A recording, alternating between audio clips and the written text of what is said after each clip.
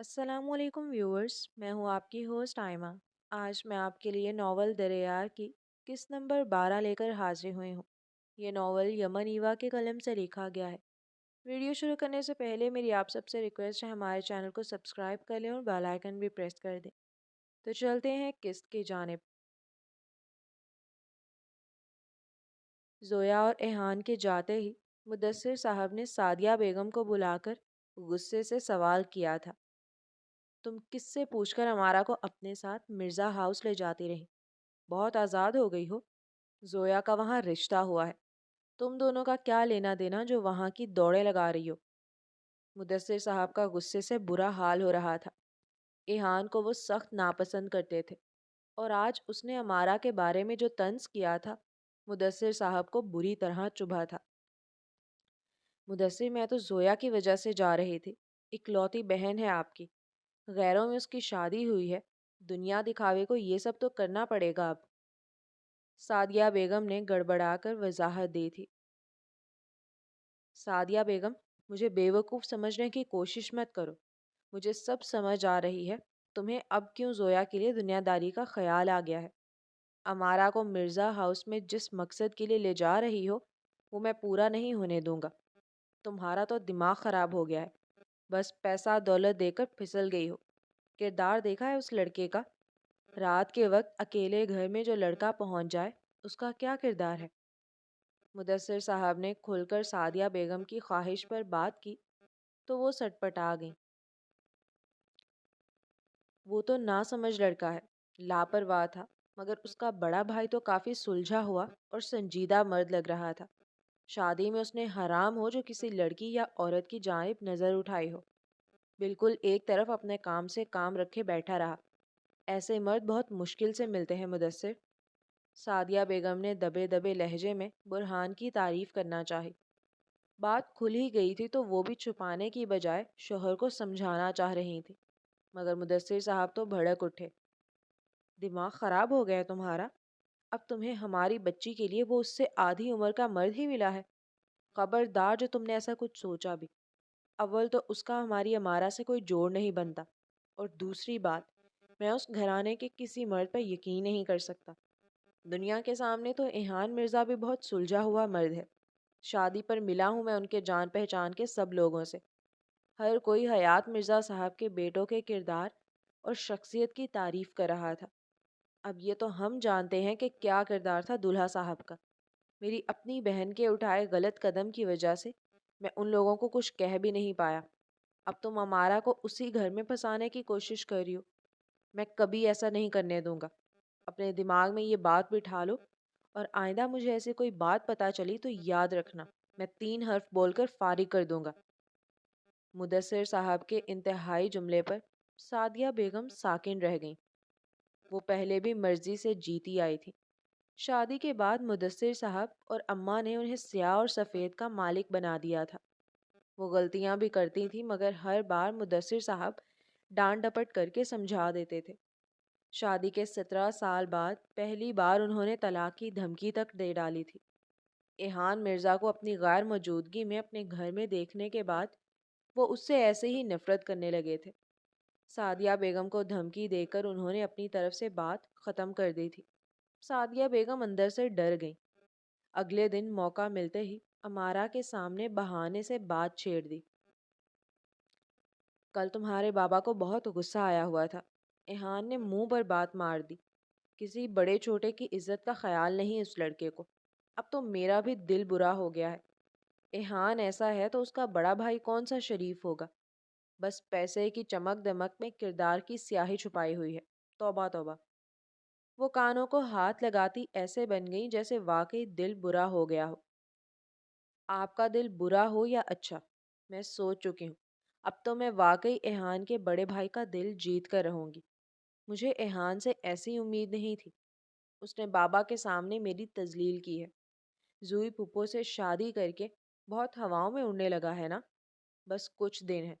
پھپھو کی بیزار طبیعت سے جب دل بھر جائے گا تو میرے پاس ہی آئے گا، لیکن میں اسے نہیں ملوں گی۔ وہ پہلے ہی غم و غصے سے بھری بیٹھی تھی، بھیگی آنکھوں سے بولتی سعدیہ بیگم کو گھبراہٹ میں مبتلا کر گئی۔ ارے بیوقوف چھوڑو انہیں، کیا دنیا میں بس وہی بھائی رہ گئے ہیں؟ میں اپنی بیٹی کے لیے ایسا شہزادہ ڈھونڈوں گی کہ… انہوں نے کچھ بولنا چاہا، وہ انہیں انسنا کیے اٹھ کر وہاں سے چلی گئی۔ سعدیہ بیگم نے سر پکڑ لیا۔ امارا کے دماغ میں برہان مرزا کا خیال ڈالنے والی وہ خود تھی۔ اب وہ دماغ بنا چکی تھی، اسے سمجھانا مشکل ہو گیا تھا۔ مرزا ہاؤس میں ناشتے کے لیے سب موجود تھے۔ مرد حضرات اپنے کاموں پر جانے کے لیے تیار ہو کر ہی ٹیبل پر پہنچے تھے۔ زویا نے ترچھی نظر ایہان پر ڈالی، جس کے ایک رخسار پر زویا کی وجہ سے سرخی نمایاں ہو رہی تھی۔ وہ اس سرخی کا پس منظر یاد کرتی نظریں چرا گئی۔ آج وہ صبح جاگ کر خود باہر چلی آئی تھی۔ ایہان سویا رہا تھا۔ مسز مرزا نے زویا کو اکیلے آتا دیکھ کر حیرت سے ایہان کے بارے میں پوچھا تو زویا گڑبڑا گئی تھی۔ وہ تو سو رہے ہیں، میں نے جگایا نہیں، وہ خفت زدہ سی وضاحت دینے لگی۔ اس نے ایہان کو جگانا ضروری نہیں سمجھا تھا، وہ بچہ تو تھا نہیں کہ وہ اسے جگاتی سلاتی، لیکن مسز مرزا کے سوال پر ایسا لگا جیسے غلطی کر آئی ہو۔ او اسے جگاؤ زویا، اب سے یہ تمہاری ڈیوٹی ہے۔ میرا بس برہان ہی ہے جو خود وقت پر جاگتا اور سوتا ہے، بلکہ وہ تو سوتا ہی بہت کم ہے۔ باقی ریحان کا یہی مسئلہ ہوتا تھا، اسے جگانا پڑتا تھا، اور ایہان کو تو ہمیشہ صبح اٹھنا بہت مشکل لگتا ہے۔ اسے جگایا نہیں تو سارا دن سویا رہے گا، آفس سے لیٹ ہو جائے گا، جا کر اسے جگا دو، اور آئندہ جب خود جاگنا اسے بھی جگانا۔ مسز مرزا نے تفصیل سے آگاہ کرتے ہوئے ذمہ داری سونپی۔ وہ سر ہلاتی ضبط سے کمرے میں واپس لوٹ گئی تھی۔ ایہان مزے سے نیند کرنے میں مصروف تھا۔ زویا نے موبائل پر الارم سیٹ کیا اور موبائل عین اس کے کان کے قریب رکھ دیا۔ 1-2 سیکنڈ کے بعد موبائل پر الارم بجا۔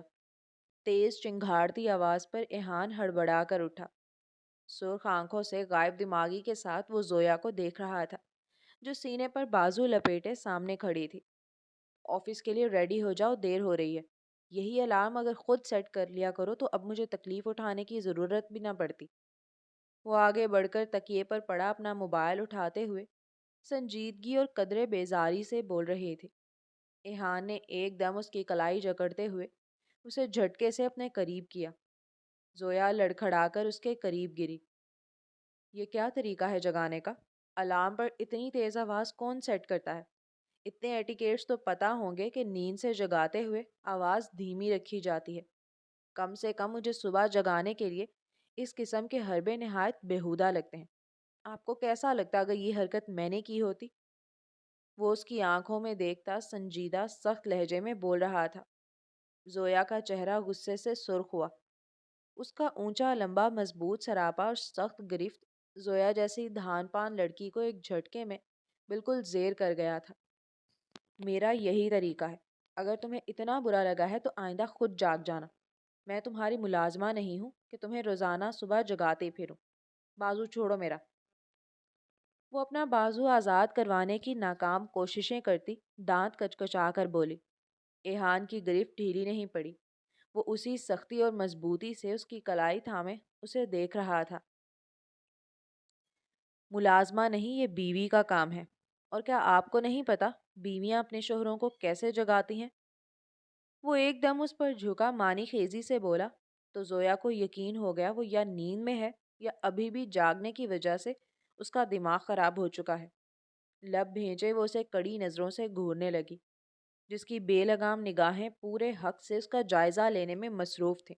وہ بھڑک اٹھی۔ ایہان مرزا، میں نے کہا میرا بازو چھوڑو ورنہ… وہ ایک ایک لفظ چباتی اسے دھمکا رہی تھی۔ ایہان نے توجہ سے اس کا انداز دیکھا۔ نازک سا سراپا ایہان کے مضبوط ہاتھ میں دبی نازک کلائی اور گندمی چہرے پر غصے کی سرخی لیے وہ بے بسی کی آخری حدوں کو چھو رہی تھی۔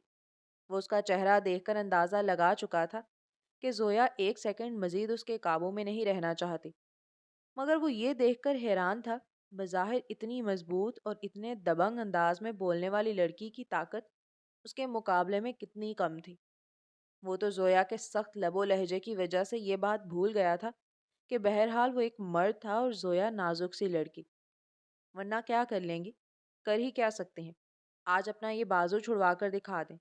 میں تو آپ کو کچھ زیادہ طاقتور سمجھ بیٹھا تھا، لیکن آپ تو اتنی سی ہیں اور ایسی ویک۔ کہ اپنا بازو تک مجھ سے آزاد کروانے کی طاقت نہیں رکھتی۔ وہ تمسخر سے بول رہا تھا، سنہری آنکھوں میں دلچسپی اور شوق کی چمک نمایاں تھی۔ زویا کی پہلی بار کوئی کمزوری اس کے سامنے آئی تھی، مگر ابھی وہ ٹھیک سے خوش نہیں ہو پایا تھا کہ زویا نے پوری قوت سے دوسرے ہاتھ کا پنچ ایک دم اس کے گال پر دے مارا۔ ایہان کو جھٹکا لگا۔ حملہ اچانک اور غیر متوقع تھا۔ زویا کی کلائی پر اس کی گرفت کمزور پڑ گئی۔ وہ تیزی سے دور ہوتی غصے سے اسے گھورنے لگی، جبکہ وہ اپنا رخسار سہلاتا حیرت سے اسے دیکھ رہا تھا۔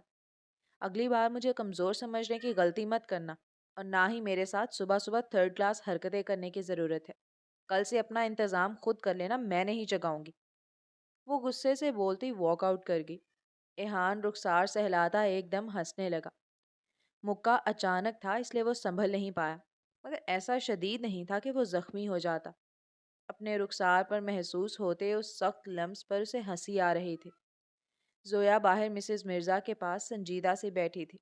جب وہ آفس کے لیے تیار ہو کر آیا تھا، تب سے اب تک اس کے چہرے پر سنجیدگی تھی، اور زویا بے چین ہو رہی تھی کہ کوئی اس کے رخسار کی سرخی محسوس نہ کر لے۔ وہ جتنا بے مروت تھا، سوال کرنے پر سچ اگل دیتا۔ واہ ایہان، کیا قسمت پائی ہے! شادی کے بعد لوگوں کو بیویاں رومانٹک سا حگ یا کس دے کر جگاتی ہیں، اور میں…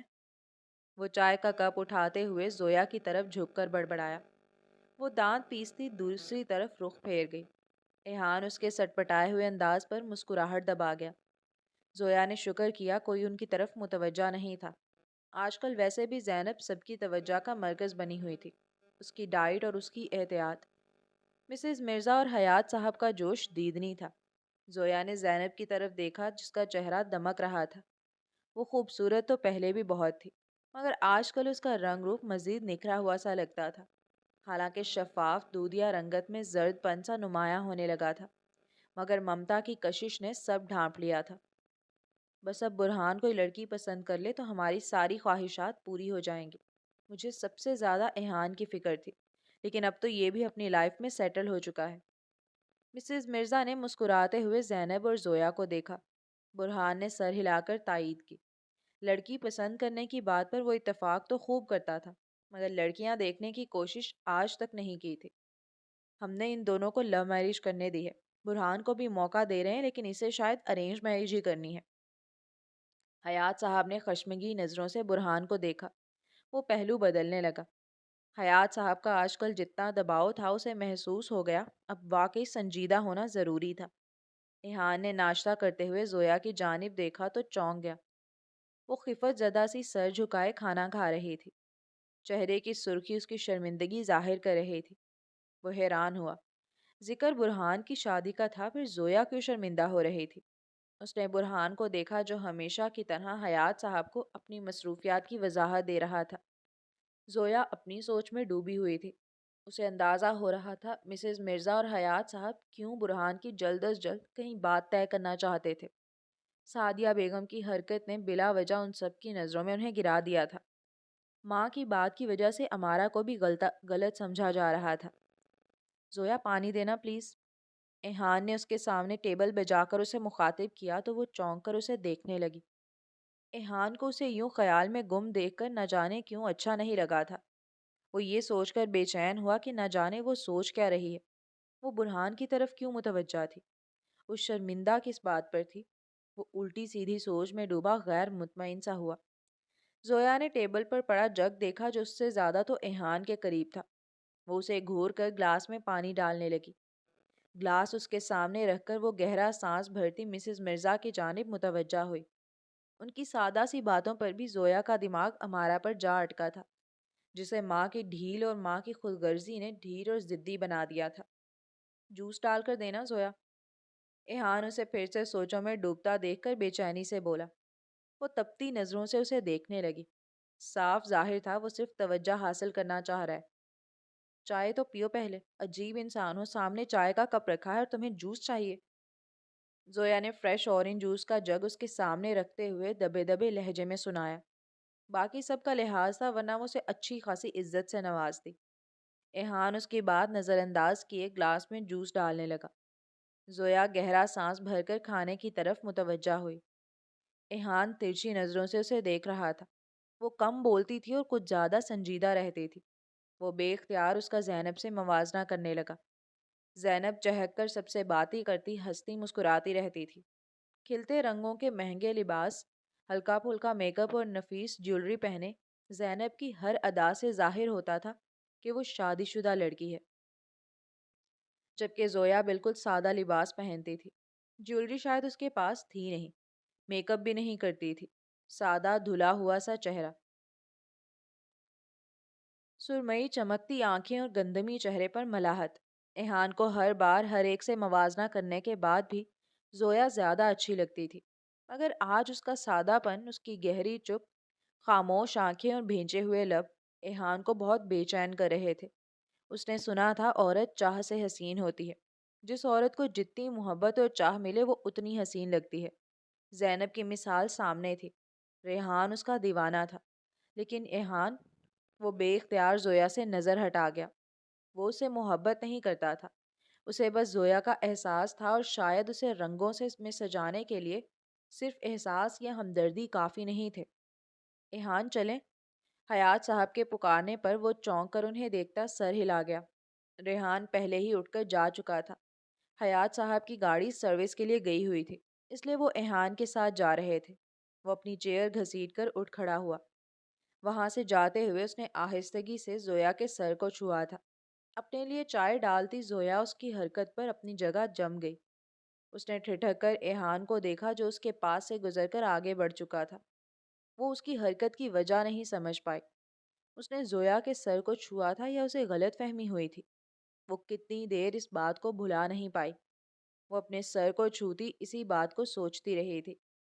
जोया, तुमने घर वालों से बात की थी फिर? मिसेज मिर्जा के पुकारने पर वो सीधी हुई। जैनब अपने रूम में जा चुकी थी।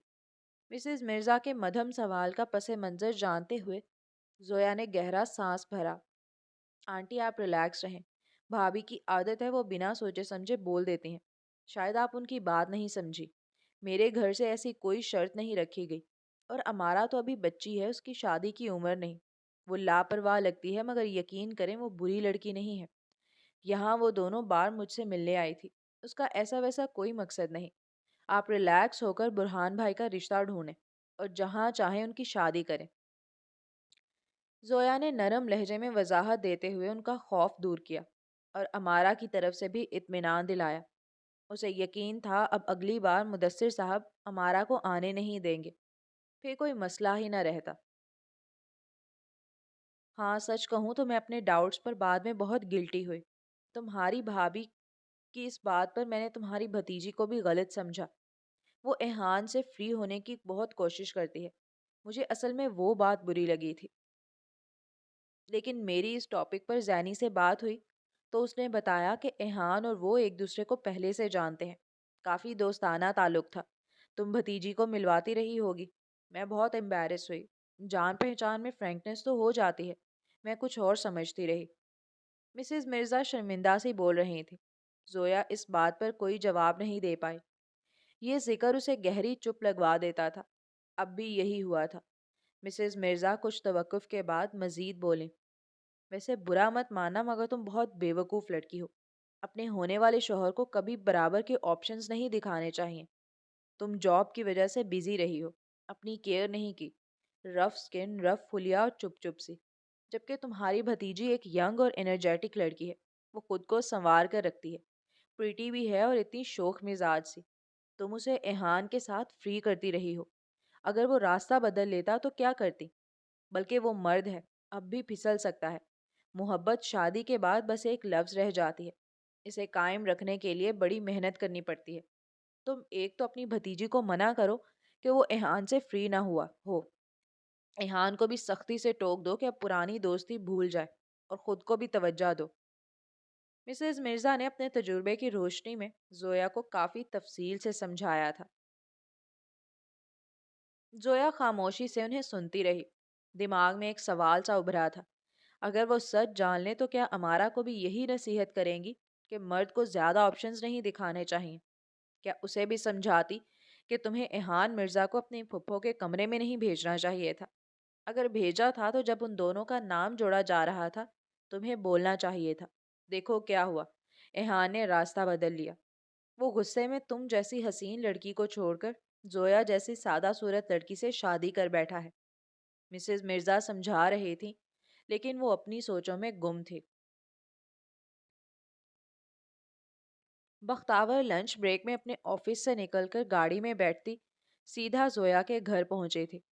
زویا نے بہت درخواست کی تھی کہ وہ جب بھی ممکن ہو اماں کے پاس چکر لگا لیا کرے، کیونکہ اس کا آفس ان کے گھر کے قریب تھا۔ اسے فکر تھی کہ اماں اکیلی ہو گئی ہیں۔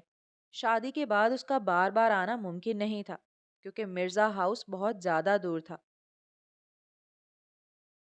وقت ان کے گھر پہنچی تو ہر طرف سناٹوں کا راج تھا۔ کچن میں ڈھیروں جھوٹے برتنوں کو دھونے میں مصروف ماسی نے بتایا سعدیہ بیگم کا بھی سر درد ہے، اس لیے وہ کمرے میں بند ہے۔ امارا کالج گئی تھی اور اماں اپنے کمرے میں۔ وہ اماں کے کمرے میں پہنچی۔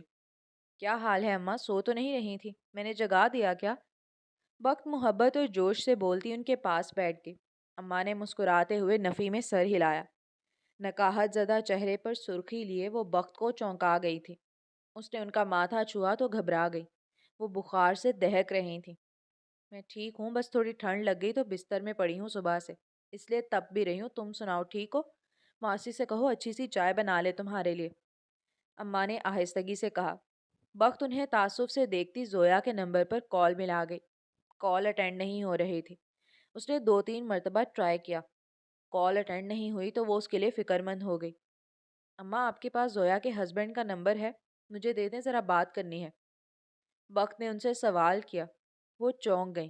ان کے پاس نمبر موجود تھا۔ خود ایہان نے اپنا نمبر ان کے موبائل میں سیو کیا تھا، لیکن وہ وقت کو نہیں دے سکتی تھیں۔ پہلے ہی انہیں امارا کا خوف رہتا تھا۔ اب وقت بھی ویسی حسین لڑکی، بلکہ امارا کی نسبت وہ زیادہ خوبصورت، دراز قد، پڑھی لکھی اور کھاتے پیتے گھرانے کی لڑکی تھی۔ انہیں ڈر تھا ان کا داماد پھسل گیا تو زویا کا گھر ٹوٹ جائے گا۔ نہیں تو میرے پاس اس کا نمبر نہیں ہے۔ تمہیں کیا کرنا ہے؟ وہ مصروف ہوتا ہے، بات ہی نہیں کرتا کسی سے۔ اماں نے نفی میں سر ہلاتے ہوئے بہانہ بنایا۔ وقت نے ان کا موبائل اٹھا لیا۔ اماں پریشان سے اسے دیکھنے لگی، جبکہ وقت ایہان کا نمبر وہاں سیو دیکھ کر اماں کو خفگی سے گھورنے لگی۔ بیٹا، غیر مرد سے بات نہیں کرنی چاہیے۔ اللہ نے بھی اسی لیے حد بندی رکھی ہے، کیونکہ مرد ذات ہوتا ہی ایسا ہے، جلدی یہاں وہاں دل لگا لیتا ہے۔ احتیاط کرنی چاہیے، وہ تمہاری دوست کا شوہر ہے۔ زویا جیسی بیزار صورت بنائے رکھتی ہے، اگر کل کو اس کا شوہر اس سے تنگ ہو کر تمہیں… اماں سادگی سے بولتی جا رہی تھی۔ وقت نے بے اختیار کہا لگایا۔ وہ ٹھٹک گئیں۔ اماں جی، آپ فکر نہیں کریں۔ زویا پر بھروسہ نہیں ہے کیا؟ بس شکل پر 12 بجائے رکھتی ہے، ورنہ اچھی خاصی شکل ہے اس کی۔ اتنی اٹریکشن ہے اس میں، کہیں نہیں جانے والا آپ کا داماد۔ اور وہ میری ٹائپ کا تو بالکل نہیں کہ میں اب اسے ورگلاؤں گی۔ زویا کال نہیں اٹینڈ کر رہی، اسی کا پوچھتی ہوں اس سے۔ وقت نے ہنستے ہوئے نے تسلی دی۔ وہ شرمندہ سی ہو گئیں۔ وقت ایہان کے نمبر پر کال ملائے اٹھ کھڑی ہوئی۔ میں ماسی کو اپنی چائے کا بول کر آتی ہوں، وہ ان سے کہتی موبائل کان سے لگائے کمرے سے نکلی۔ ایہان بھی کال نہیں اٹھا رہا تھا۔ بار بار کالز ملاتے ہوئے اس نے ماسی کو چائے بنانے کا کہا۔ تب تک کال اٹینڈ ہو گئی تھی۔ السلام علیکم جناب، میں زوئی کی فرینڈ وقت ہوں۔ زوئی سے بات کرنی تھی، وہ کال پک نہیں کر رہی۔ آپ دونوں کہیں ہنی مون منانے تو نہیں نکل گئے؟ تب بھی انسان پیچھے والوں سے رابطہ تو رکھ لیتا ہے۔ پلیز جلدی سے زویا سے بات کروا دے۔ اگر وہ پاس نہیں تو لینڈ لائن نمبر دے دے، میرا اس سے ابھی بات کرنا ضروری ہے۔ فریج میں جھانکتی وقت نے کھانے کی کوئی چیز دستیاب نہ ہونے پر مایوسی سے سر ہلاتے ہوئے ایک ہی سانس میں کہا۔ دوسری طرف بیٹھے برہان نے اتنی تیزی سے تعارف دیتی بولتی آواز پر حیرت سے موبائل کو دیکھا۔ وعلیکم السلام، میں ایہان کا بڑا بھائی ہوں۔ وہ ابھی میرے پاس آیا تھا تو موبائل یہیں بھول گیا۔ میں آپ کو گھر کا نمبر دے دیتا ہوں، آپ اپنی فرینڈ سے بات کر لیں۔ برہان مرزا نے اپنے سامنے رکھی فائل پر نظریں دوڑاتے ہوئے سنجیدگی سے کہا اور اپنے موبائل سے گھر کا نمبر نکالنے لگا۔ او آئی ایم سوری، مجھے لگا ایہان صاحب ہیں۔ میں انہیں سوچ کر اتنا بولتی چلی گئی، اور دیکھیں آپ بھی مزے سے سنتے رہے، پھر جواب دیا۔ یہی پہلی لائن پر ٹوک دیتے تو میں اتنا بولتی ہی نہیں۔ वक्त ने नहायत अदब से माजरत करते हुए उसे जताया तो नंबर निकालते बुरहान ने अबरू चढ़ाए। जिस स्पीड से आप बोल रही थी टोकना मुश्किल हो गया था। दरमियान में कहीं सांस का वक्फा आता तो मैं यकीनन आपकी गलत फहमी दूर कर देता। बुरहान ने तीखे लहजे में कहा और वक्त की बस हो गई। वो तेजी से बोलती थी और जब उसे कोई टोकता था तो उसे शदीद गुस्सा आता था। टोकने का मतलब यही है कि आप बात के दरमियान मेरी बात काट देते। आप मेरे सांस लेने का इंतजार कर ही क्यों रहे थे?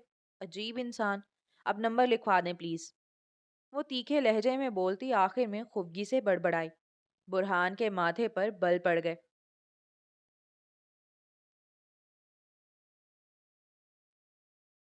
मैं माजरत खा हूँ। नंबर अब आप कहीं और से ले लें। मैं इतनी बदलिहाज लड़की पर अपना एक मजीद मिनट जाया नहीं करना चाहता। बुरहान ने संजीदगी से बोलते हुए कॉल काट दी। वक्त का दिमाग घूम गया। बुरहान मिर्जा को गालियों से नवाजती वो अम्मा के पास वापस पहुंची। आप आराम करें, आज ऑफिस से फ्री होकर शाम में अपनी कज़न को लाऊंगी। वो डॉक्टर है, चेकअप करवा लेंगे। वक्त ने अम्मा के पास रुककर आहिस्तगी से कहा तो वो गहरी सोच में गुम सिर्फ सर हिला गई। वक्त एक नज़र उन पर डालकर बाहर निकली। मासी चाय बना चुकी थी। वक्त ने मना कर दिया और घर से निकल गई। जोया के उस बदतमीज देवर ने उसका मूड खराब कर दिया था। इतना कि फिर जोया उसे कॉल्स करती रही मगर उसने कॉल अटेंड नहीं की। फिलहाल मिर्जा खानदान से बाइकॉट चलना था। आपकी किसी फ्रेंड ने कॉल की थी आज मुझे। बात करना चाहती थी। मेरा मोबाइल तब बुरहान भाई के पास गया था। अननोन नंबर से मुसलसल कॉल्स पर उन्होंने कॉल अटेंड कर ली थी। अब अपनी फ्रेंड से पूछ लें क्या बात थी, क्योंकि बुरहान भाई का तो उस कॉल के बाद इतना मूड खराब हुआ कि मैं कॉल आने की वजह पूछता रहा, लेकिन उन्होंने सख्ती से टॉपिक क्लोज करने का कहा। एहान ने घर पहुंचते ही जोया को तफसील बताई थी। वो चौंक गई। वक्त भी उसकी कॉल अटेंड नहीं कर रही थी। हाँ, मैं कर लूंगी बात। सुनो, मैं कल से ऑफिस ज्वाइन करना चाहती हूँ। घर बैठे बोर हो रही हूँ और फारिग भी हूँ। मजीद ऑफ लेकर क्या करना है? वो उकताई हुई सी बैठी थी। पूरा दिन यूं ही मुंह उठाकर बैठी रही थी। मिसेज मिर्जा और जैनब की एक ही घिसी पिटी रूटीन थी। बैठकर खाना, तबसरे करना और मुलाजिमीन पर हुक्म चलाना। जोया तो एक दो रोज में ही ऊब गई थी। वहां जॉब करने की बजाय हमारे ऑफिस क्यों नहीं आ जाती? अपना ऑफिस होगा, मैं साथ हूँगा। और एहान ने उसे खुली ऑफर दी मगर वो उसकी बात दरमियान में काट गई। तुम साथ होगे इसलिए मैं मरकर भी वहां नहीं जाऊंगी। जोया के दो टोक लहजे पर उसने मुंह बनाया। जैसे वो मरा जा रहा था ना। उसकी बला से कभी ना जाए। उसे क्या फर्क पड़ता है? और उसे वही फर्क ही तो पड़ा था कि मूड ऑफ हो गया। जॉब करने की जरूरत भी क्या है? सब कुछ तो है। मंथली पॉकेट मनी मैं दूंगा। बाकी जो चाहिए अवेलेबल करना मेरा काम। वो संजीदगी से बोलता इनकार कर गया। जोया ने उसे घूरा। मैंने इजाजत नहीं मांगी। अम्मा की जिद थी इसलिए बता रही हूँ। मैं कल से ऑफिस जा रही हूँ। वो अटल लहजे में बोली। मेरी तरफ से इजाजत नहीं। आपकी अम्मा को भी बता दूंगा। फिर भी जाना है तो आपकी मर्जी। एहान ने एकदम जिद पर उतरते हुए कहा। जोया ने बेबसी से लब भेजे। किस हक से इजाजत नहीं दे रहे? वो एकदम संजीदा होती सवाल करने लगी। एहान चौंक गया। हक तो बहुत है, जताता नहीं हूँ। फुर्सत में बताऊंगा किस हक से रोक रहा हूँ। वो दूबदू लहजे में बोला तो जोया ने बेयकीनी से उसे देखा। क्या वो उस पर मर्दाना रोब झाड़ने की कोशिश कर रहा था? रोक नहीं रहा आपको। ना जॉब करने से मना किया है। मैं चाहता था अपने ऑफिस आ जाएं। आपके स्किल्स हमारे काम आए। खैर, आप कल से जॉब पर जा सकते हैं। एहान को जोया के चेहरे के बदलते रंगों पर अपनी जिद का अंदाजा हुआ तो फौरी लहजा बदलता नरमी से बोला।